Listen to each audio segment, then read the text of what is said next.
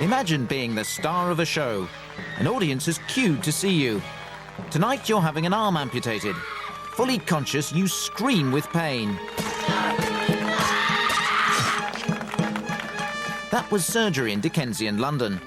No wonder the world was so desperate for anaesthetics. The brave pioneers of pain control poisoned themselves and their servants in search of the perfect knockout. They blew up operating theatres and lost their minds so that we could have major surgery and not feel a thing. They went in search of oblivion, and this is their story.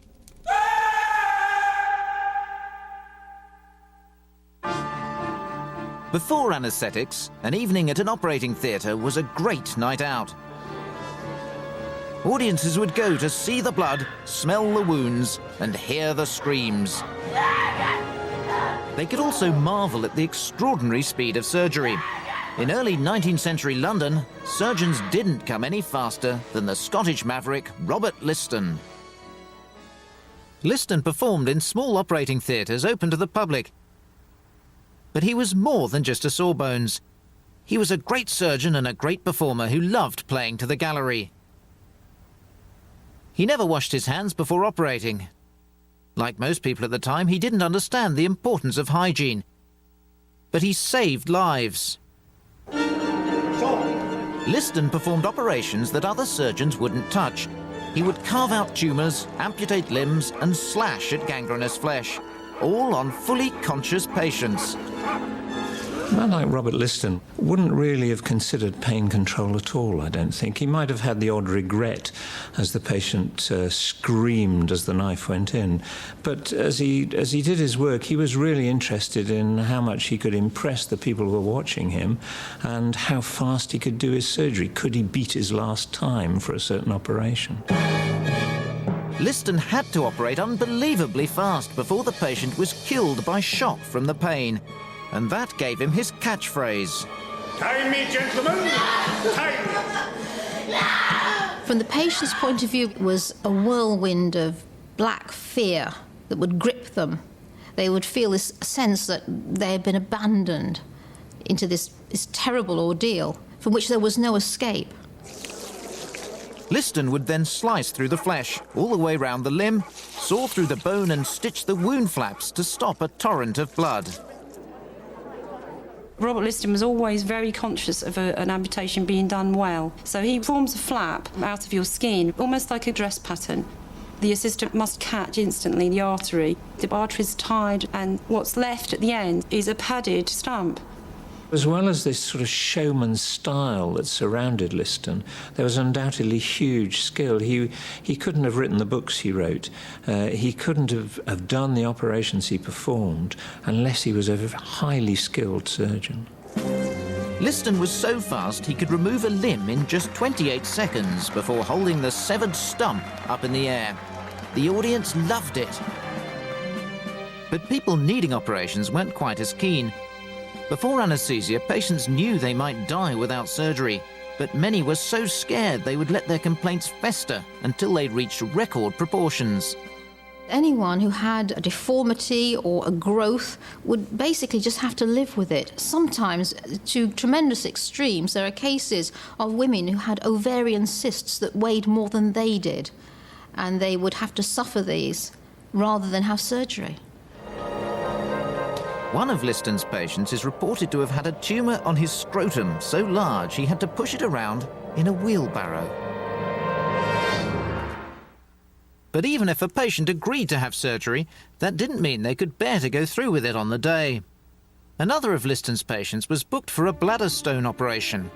It was a painful procedure. It involved inserting a rod into the patient's penis and pushing the stone out through a cut made between the legs.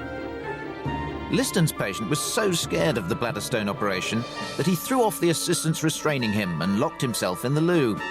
Liston strode down the corridor and smashed down the door with his shoulder. He dragged his petrified patient back to the operating table and carried on with the procedure.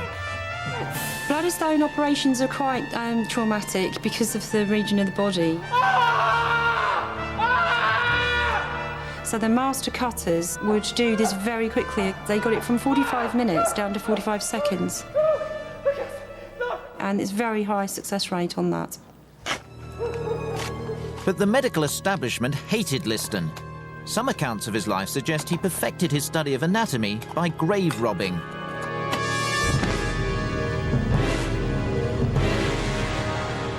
As soon as Liston qualified in Edinburgh, he started to operate on patients, often judged unsuitable for treatment by other surgeons. Many times he went to their houses to chop off a diseased limb. As one Edinburgh doctor put it, "Before the days of anaesthetics, a patient was like a criminal awaiting execution. They counted the days, then the hours as they listened for the echo in the street of the surgeon, and watched for the pull of the doorbell, the foot on the stair, and the step into the room, the production of his dreaded instruments, then surrendered their liberty, and, revolting at the necessity, submitted to be held or bound, and helplessly give themselves up to his cruel knife." Liston's contempt for his colleagues got him barred from the wards in Edinburgh. He moved to London, where he was successful enough to afford a house in Clifford Street, Mayfair. But his abrasive arrogance continued to make him unpopular. And that might explain why his surgical mistakes were so gleefully recorded. Liston's speed with the knife was bad news for one patient expecting to lose his leg. The knife went too far. The patient lost a testicle as well. One of Liston's assistants fared even worse. Whilst holding a patient's leg during an operation, Liston slashed off 2 of his fingers. He later died of septicemia. The patient also died in one of the first operations with a 200% mortality rate. There were pain relief agents around at the time, like willowbark, mandrake and laudanum, but people like Liston had little time for them. If you were lucky, you might get roaring drunk before the operation, but usually the surgeon wouldn't let you. He'd like you to be conscious so he could tell if you were still alive. Alcohol is not advocated by surgeons at all. It's basically because the blood flow is increased. If you're a surgeon, your worst enemy is the release of artery blood. You need to tie it quickly. Robert Liston is a great user of forceps clamp. But alcohol and the other pills and potions available couldn't counter such extreme pain. Something more potent needed to be found before Liston would be interested. In 1846, a butler called Churchill was waiting to be brought up to the operating theatre at University College Hospital, London. He was due to have his leg amputated by Robert Liston, the showman surgeon. At the last minute, Liston decided to try out a new substance from America that would change the history of medicine. 8 years earlier, a group of men in the town of Jefferson asked their doctor if he would help them have a good time. He gave them some ether, a medicine used for chest complaints. They inhaled it. They began giggling. They felt lightheaded. They fell over. And most important of all, they didn't feel a thing. The doctor, Crawford Long, saw the bruises, heard that there had been no pain, and made a connection that no one else had spotted. Could this be the answer to the problem of pain in operations? Other medics were coming to the same conclusion as Long. In 1846, in Boston, Massachusetts, the dentist William Morton gave ether as an anaesthetic for the first time. Word soon spread to London about this amazing new substance. The scene was now set for a much more ambitious experiment, and there was one surgeon who was determined to be in charge of it. On the 21st of December, 1846, Robert Liston strode into his operating theatre and announced to his audience, "We're going to do a Yankee Dutch today, gentlemen. Hold it." Liston was determined to be the first surgeon in London to use this new anaesthetic.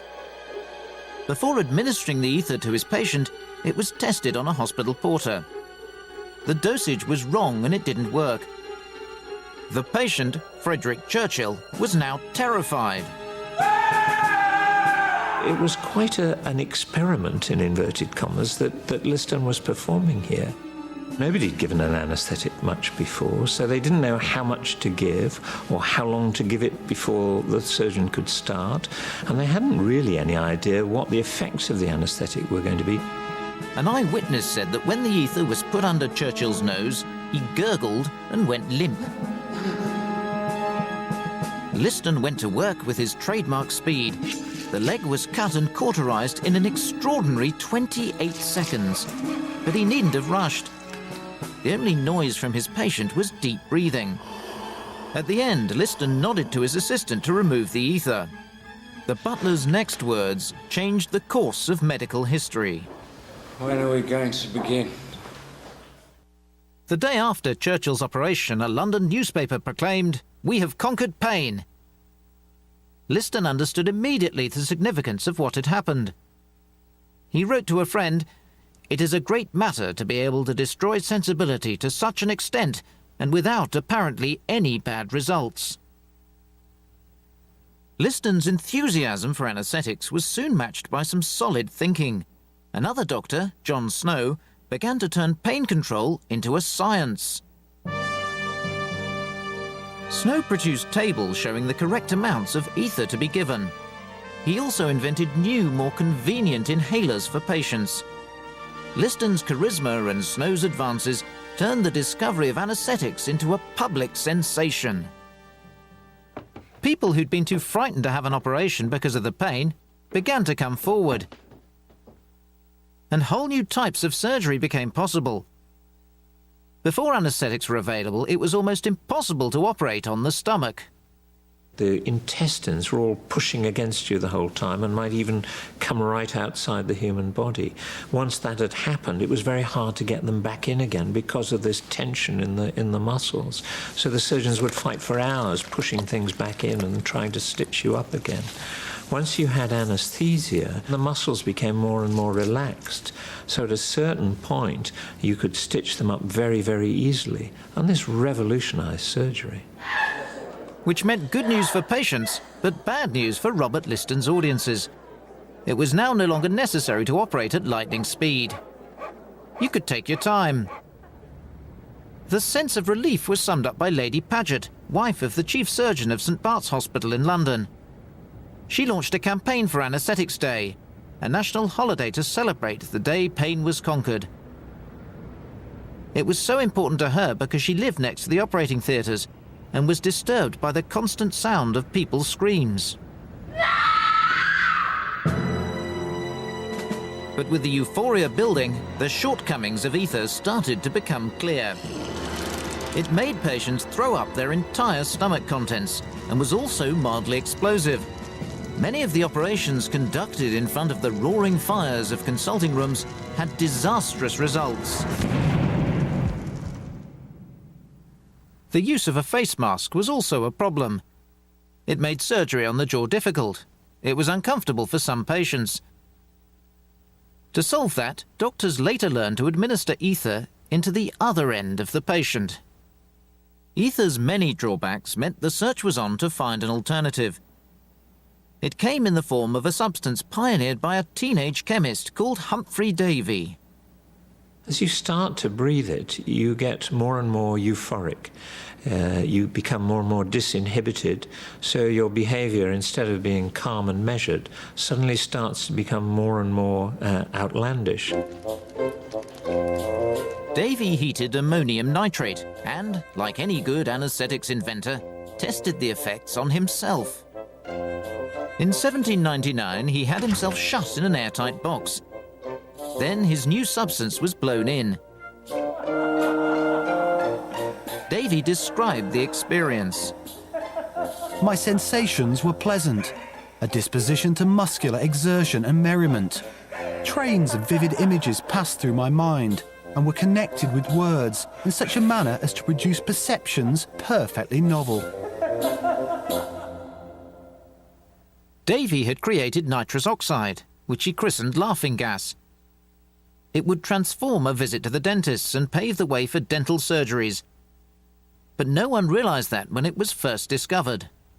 They'd found perhaps the most exciting thing they were ever going to discover, which was a way of producing painless surgery. And what did he do about it? Absolutely nothing. He kept it with his friends, breathed it, used it as a recreational drug. They had great parties with it. The medical profession ignored nitrous oxide for the next 30 years, but the travelling showman loved it. Public displays of laughing gas became a regular at fun fairs. This description dates from 1844. 12 young men have volunteered to inhale the gas to commence the entertainment. The gas will be administered only to gentlemen of the first respectability. The object is to make the entertainment in every respect a genteel affair.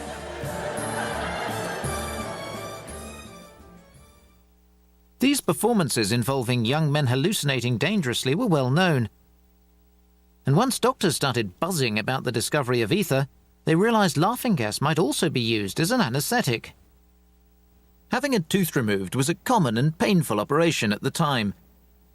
American dentist Horace Wells believed so passionately in this new substance that he had one of his own healthy teeth taken out under nitrous oxide to show it didn't hurt. Then he decided to demonstrate to the rest of his profession. Unfortunately, it didn't go very well for Wells because having put the patient seemingly asleep, he pulled on the tooth to be extracted and the patient shouted. And so Wells was booed and hissed and left the room in disgrace. But Wells knew that it worked because it had worked for him and it was working for other patients. Laughing gas changed dentistry forever and was particularly appreciated in the days before fluoride toothpaste and 6 monthly checkups.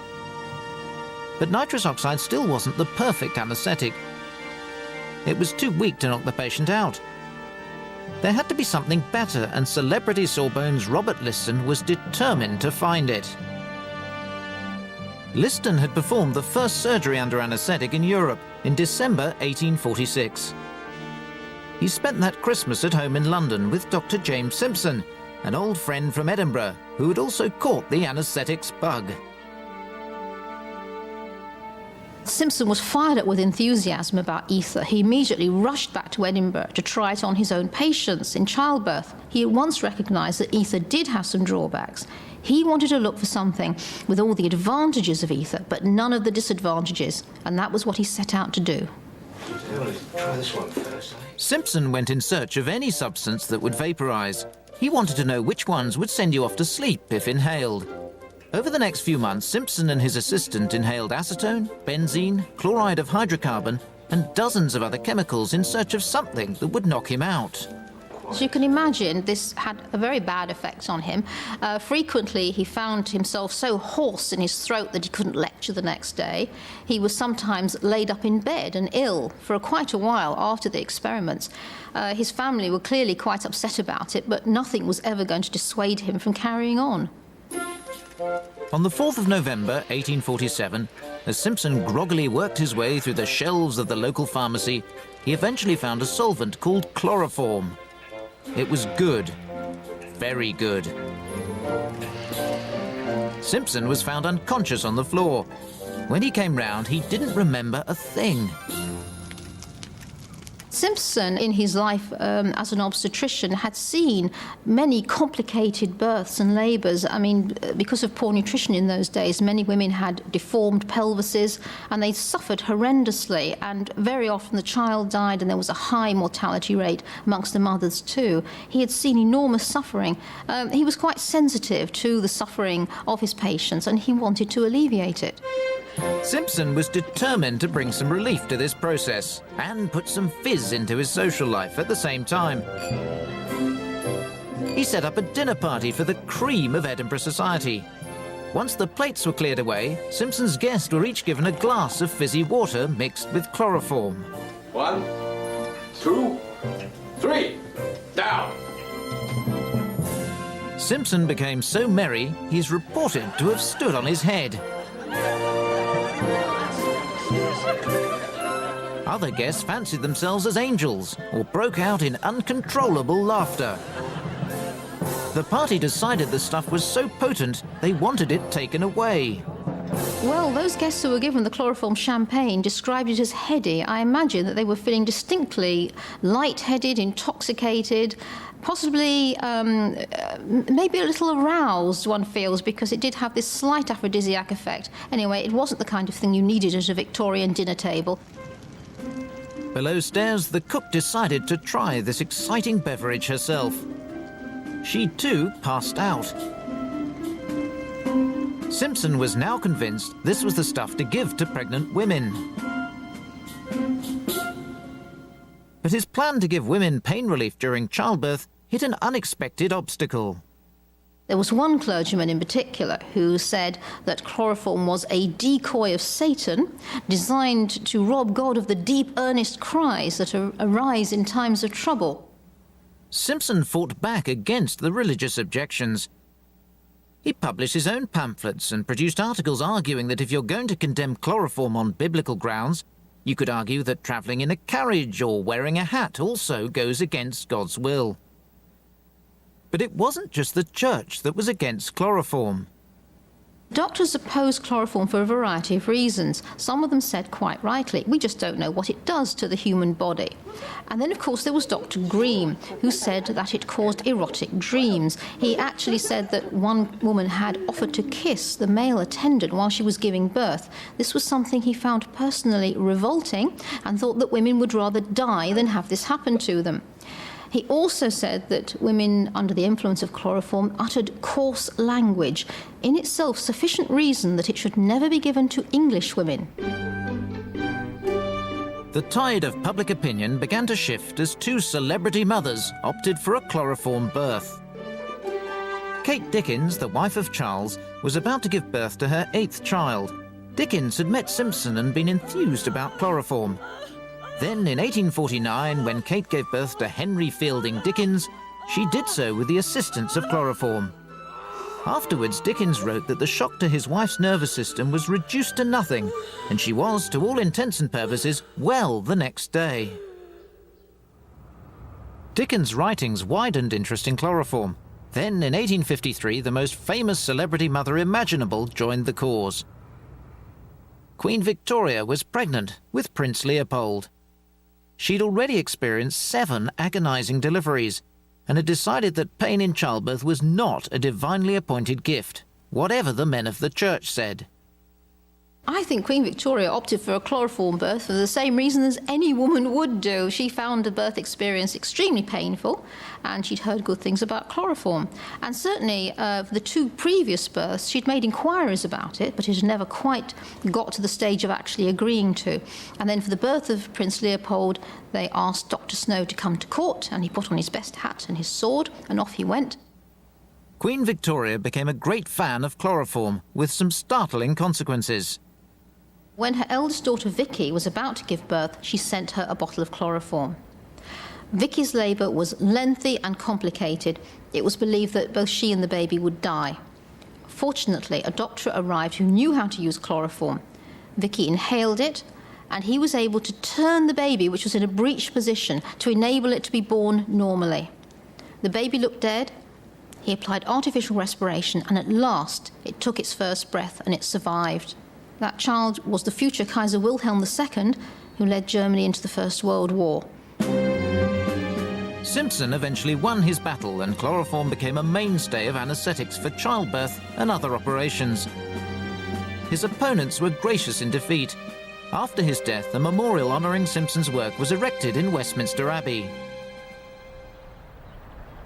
After 2 years of intense excitement, the world had gone from having no anaesthetics to having 3 of them: ether, laughing gas, and chloroform. And the search was still on for the perfect knockout substance with no side effects. But this didn't mean the end of pain in operations. One senior doctor, who was surrounded by the traumatized young men shot up in the Crimean War, decided that pain relief was unmanly. He tried to ban anaesthetics.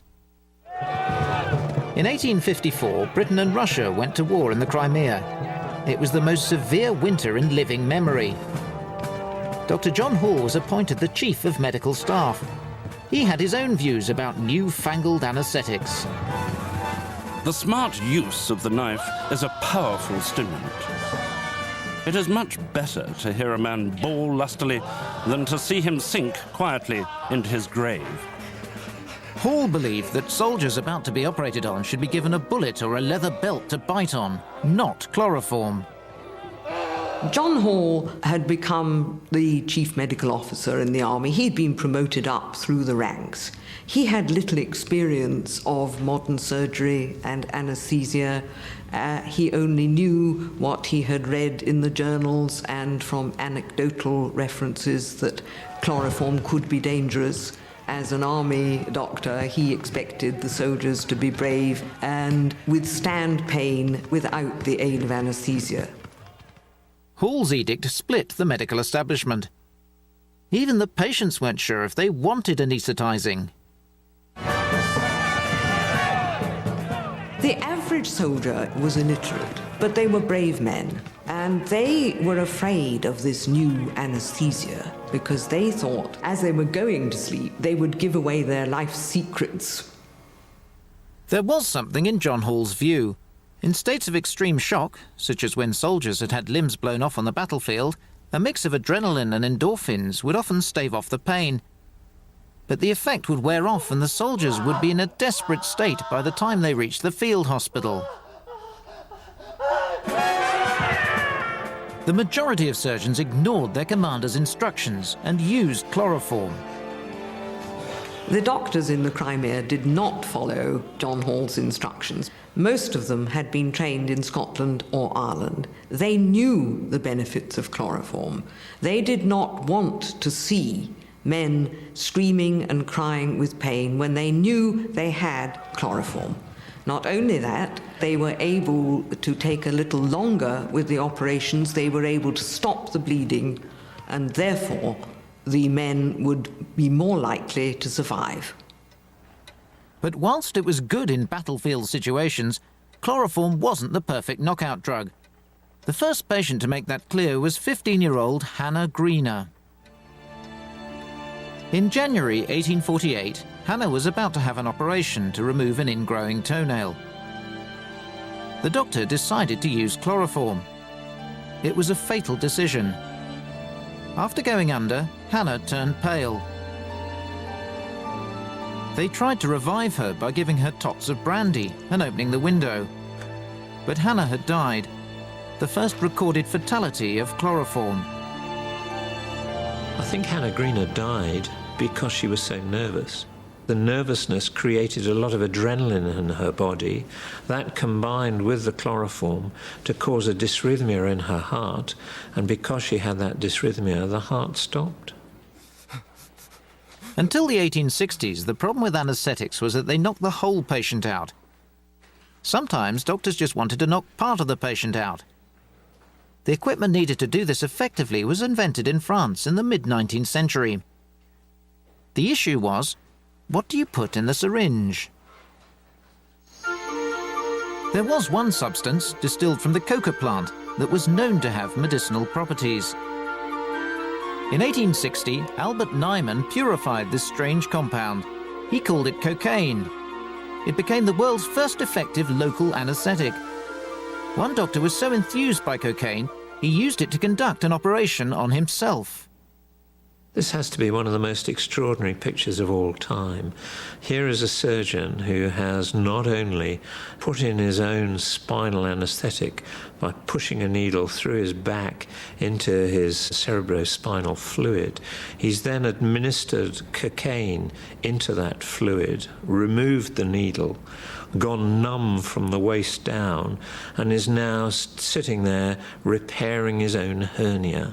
The two stalwarts on either side were there to give him encouragement, to help him, and occasionally to give him a bit of a shake or slap him around the face, because every now and then he'd pull a bit hard on what he was operating on and he might faint from various reflexes, and so he had to be brought round again before he could continue with the procedure.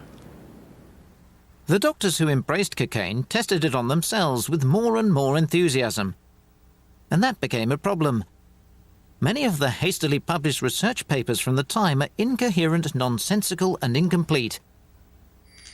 Cocaine turned many of its early proponents into drivelling basket cases, many of whom then died, which didn't help the research process. But the search did begin for a non-addictive form of cocaine. It ended in 1905 with a derivative of cocaine called Novocaine. For decades afterwards, it helped people cope with a regular but unpleasant experience. The realization that cocoa leaves could be turned into a powerful drug made some researchers look towards another drug made from a plant. They knew all about it from accounts from explorers, but they didn't know which plant it came from. And the people who did were in a different continent. The Amazonian Indians had paralyzing arrows loaded with a homemade drug called curare that they used to hunt animals. A 19th century explorer had brought samples of curare back to London and found it had unusual properties. What happens is it circulates around in the bloodstream and blocks the transmission of impulses between nerves and muscles. And so the muscles, not getting that nervous transmission, relax completely. But the only way to find the secret of this thick black substance was to travel to the Amazon jungle and ask the people there how they made it. That project was undertaken by Richard Gill, a medical school dropout with a love of adventure but progressive paralysis of the muscles. In 1938, Gill decided he would go into the jungle and bring back the secret of curare. For 5 months he lived among the local people, seeking out and preparing the plants they used to make the drug. Gill discovered a lot about jungle medicine from his new friends, partly because he was so ill while he was out there. But his mission was accomplished. He returned with 25 pounds of curare and the information that it was made from a plant called Condidendron tomentosum. When Gill brought the plant back to London, none of the drug companies were interested. Gill died in 1958, but by this time curare had become widely accepted by the medical world and was an essential part of 20th century anaesthetics. It had a unique effect. What happens is profound muscle relaxation. So you're not giving so much poison to the patient with all the inhalational agents, and you can run a very light anaesthetic with the patient unconscious. This allows the surgeon entry into the body cavities. By the 1930s, it was clear that anaesthetics were getting more and more sophisticated. But the people in charge of giving them weren't. Before professional associations existed, anyone in the operating theatre was allowed to control the flow of chemicals to a patient. As one professor put it, anaesthetists are at the bottom of the professional hierarchy, with a high proportion of dimwits, no-hopers and drunks. Something had to be done. There were undoubtedly calamities that took place because anaesthesia wasn't of a high standard or of the same high standard across the country. So the so-called dimwits, no-hopers and drunks got together and decided to set exams for their profession and established the Association of Anaesthetists of Great Britain and Ireland. They needed to do it, they said, because of all the developments in their specialty.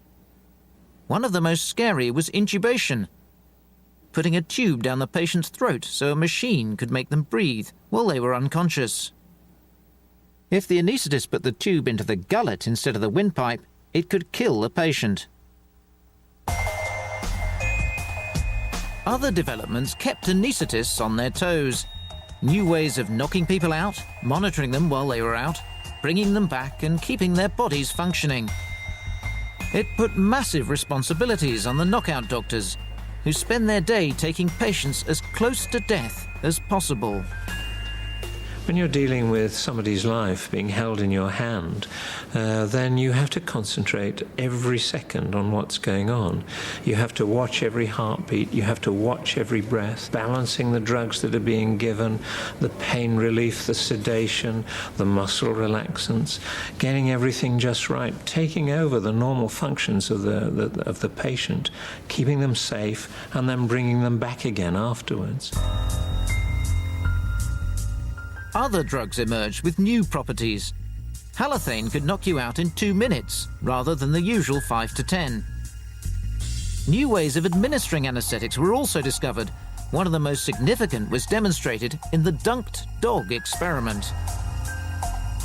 This extraordinary picture shows a dog upside down in a tank of water under an anaesthetic. And what this demonstrated was that you can have truly closed-circuit anaesthesia with a cuff inflated. Not even being underwater would allow anything to pass down into the lungs of the animal or the patient unless it was delivered through that anaesthetic delivery system. The dunked dog experiment meant that for the first time a machine could effectively breathe for the patient. The next big sensation in anaesthetics arrived in 1964. A drug that could be carried in a bottle and instantly injected into a patient after an accident. It was ketamine, a drug derived from phencyclidine, better known as PCP. Phencyclidine had been around since the 1950s and, as well as its anaesthetic properties, was known to have other effects. The minor drawbacks included twitching, retching, vomiting, spasms of the throat, and tremors. The most serious drawback was the tendency of patients to become delusional, leading to bizarre, violent, and self-destructive behavior. In their search for a derivative drug without the side effects, chemists came up with ketamine. But who could they test it on? Once ketamine had been isolated by a drug company, they did a clinical trial on inmates of a prison in America. Despite the questionable ethics of testing drugs on prisoners, ketamine was pronounced safe enough for general use and quickly hit the market, targeted particularly at children and the elderly. But the problem of delusions hadn't gone away. Ketamine could give patients terrible hallucinations. One 11-year-old boy woke up screaming. He was convinced the grandmother he'd tested was at his bedside. For the next 5 days, he continued to hallucinate. Too afraid to come out from under his blankets, the boy was convinced the ceiling would fall on him and was haunted by images of terrifying creatures. Despite its extreme side effects, it was still thought to be an ideal anaesthetic for kids. The suspicions about hallucinations on emergence, I've heard colleagues say to me, well, that doesn't matter quite so much in children because they live in a dreamlike state when they're very young anyway. And if you're not able to talk very much about the experience because you're so young, you can't tell people what it was really like anyway. Ketamine is still used in emergencies, but with sedatives to combat its side effects. It's now better known as a street drug used by clubbers, called Special K. After 150 years of experimentation, the search for the perfect anaesthetic has ended. That's because it doesn't exist. It's now recognized that knocking a patient out, keeping them functioning and bringing them back smoothly requires a cocktail of substances that vary for each individual. John Golston is a consultant anaesthetist at the Middlesex, now a sister hospital to UCH, where Victorian maverick Robert Liston worked as a surgeon. John's first patient today is Ron Large, who's about to have a general anaesthetic. Dr. Golston has to assess the exact amount Ron should be given. Too little and he might wake up. Too much and he might never come round. When was your first anaesthetic? How long ago was it? My tonsils, when I was during the war years. Right. Yeah, so things have changed a bit. Strainer over you. Yeah, things have changed a lot. Oh yes, since then. Certainly have. Now there are over 100 drugs used in anaesthesia and a monitor to measure every function. I'll just ask you to take a couple of breaths in and out there. Ron is injected with the anaesthetic. Very good. Are you feeling sleepy yet? No. Nothing happening. Right, this is where we use the hypnosis now. And within 30 seconds, he's unconscious and taken off for surgery. There we go. And we'll just get him into theatre.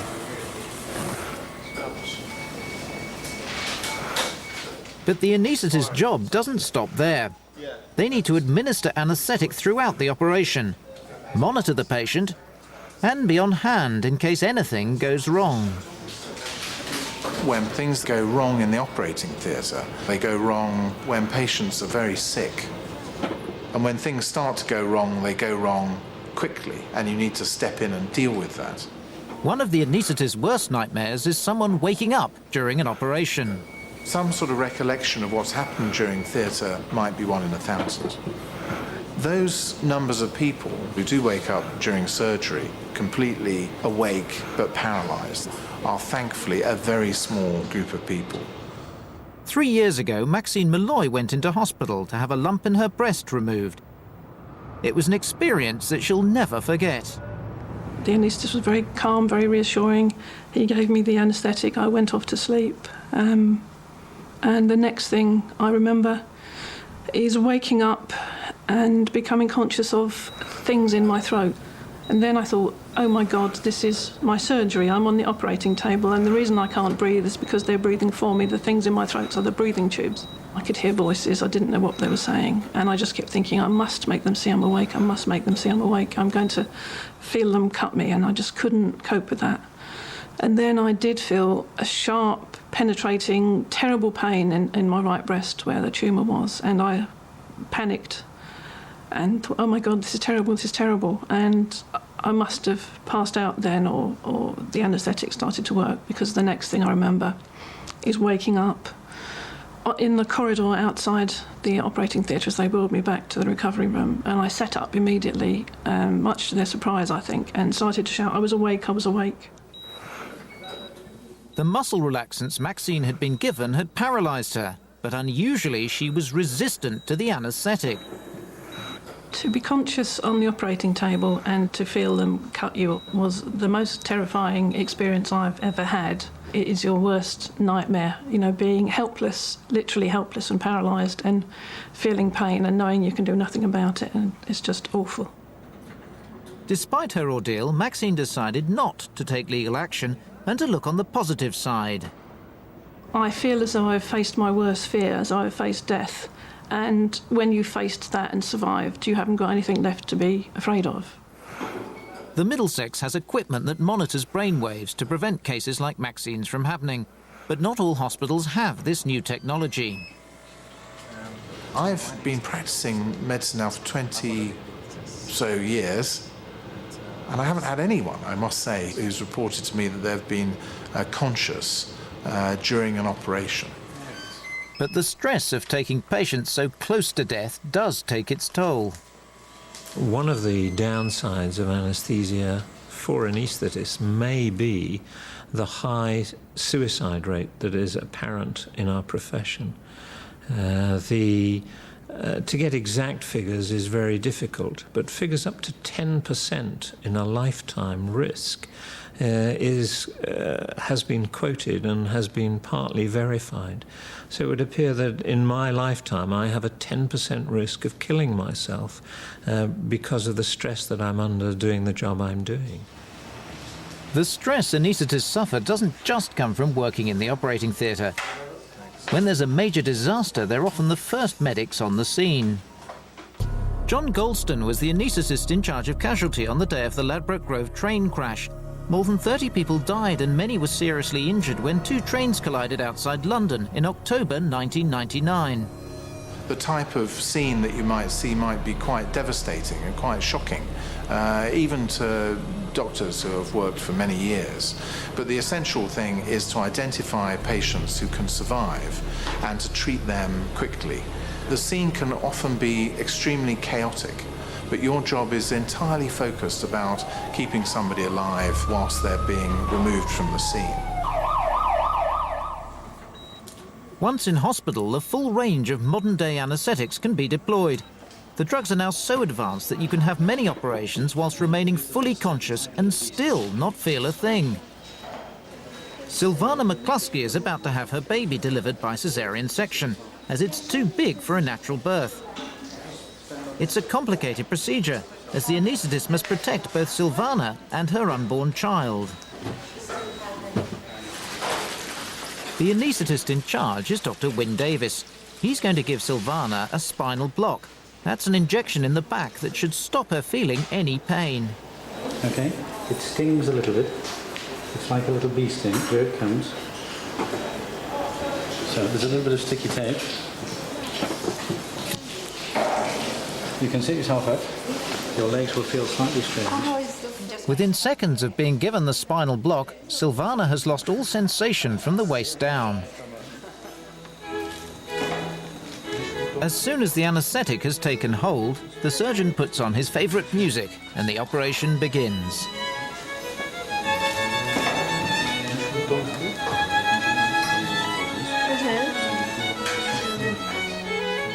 One of the most striking ways anaesthetics has changed is that now most patients are conscious during surgery. In the past, the anaesthetist's job was to knock the patient out, but now they also have to be good communicators. And less than 20 minutes since the operation started, Silvana gives birth to a 9-pound, 2-ounce baby girl. Hello, baby girl. This is my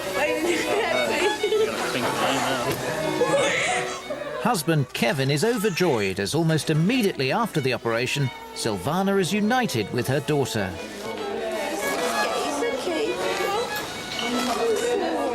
So in 150 years, we've gone from having operations with patients awake and screaming in agony to operations with patients awake who can't feel a thing. Anesthesia has now become so advanced that even major surgery can be done with just a half-day's stay in hospital. It's quite a leap since Robert Liston, the showman surgeon, was amputating limbs on this table that's kept at Middlesex Hospital. Does this mean we're now taking anaesthetics for granted? Well, the people whose blood has been caked into the grain of this table would probably say that we do.